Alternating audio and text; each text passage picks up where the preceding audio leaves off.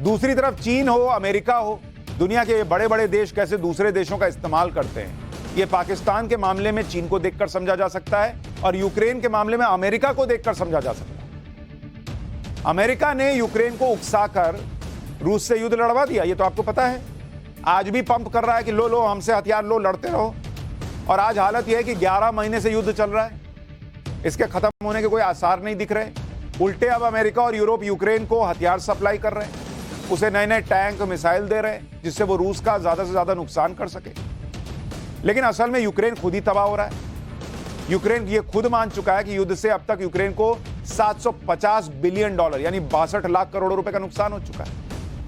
और युद्ध की वजह से यूक्रेन की हालत यह है कि वहां जीडीपी 30 से 35% कम हो गई है। यूक्रेन के लिए युद्ध का खर्च उठाना भारी पड़ रहा है।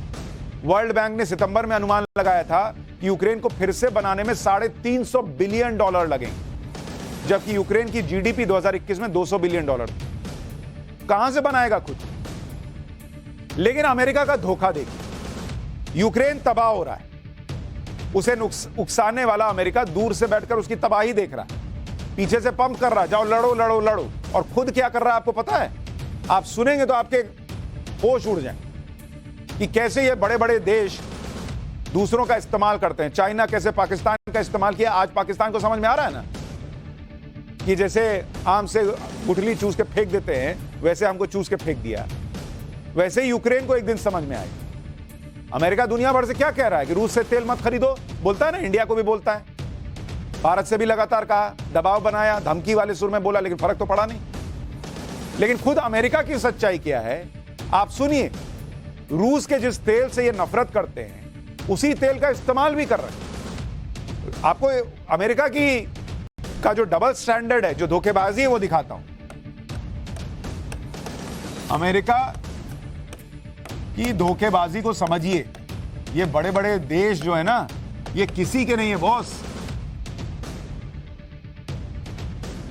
रूस सस्ता तेल किसको दे रहा है?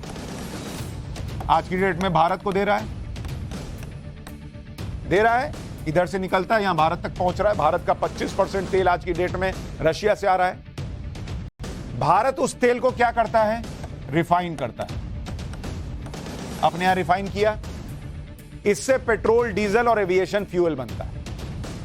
घरेलू इस्तेमाल में जो तेल आ रहा है, उसके बाद बचे हुए प्रोडक्ट्स को भारत क्या करता है?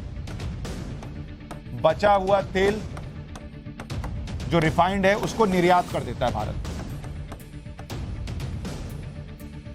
क्या आपको पता है कि भारत से जो पेट्रोलियम प्रोडक्ट निर्यात होते हैं उसमें सबसे ज्यादा निर्यात किसको हो रहा है? अब आप सुनिए, रूस के कच्चे तेल से बने रिफाइंड प्रोडक्ट्स के भारत से निर्यात में टॉप पर जो देश है उसका नाम है अमेरिका। ये है इनकी धोखेबाजी।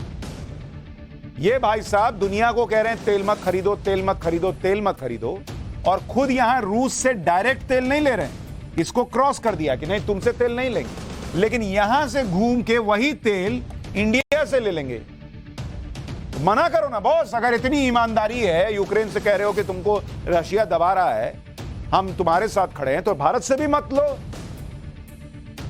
कंबल ओढ़ के घी पीते हैं और दुनिया को ज्ञान देते हैं। भारत जिन देशों से तेल खरीदता है उनमें फिलहाल रूस टॉप पर है, यानी सबसे ज्यादा तेल और सबसे कम रेट पर भारत रूस से खरीद रहा है। और इसीलिए मैं कह रहा हूं कि इन लोगों का डबल स्टैंडर्ड समझते हुए, चाइना हो, अमेरिका हो, नरेंद्र मोदी उधर बीआरआई में नहीं घुसे, इधर तेल खरीदना बंद नहीं किया। भारत अपनी जरूरत का 25% तेल आज भी रूस से खरीद रहा है।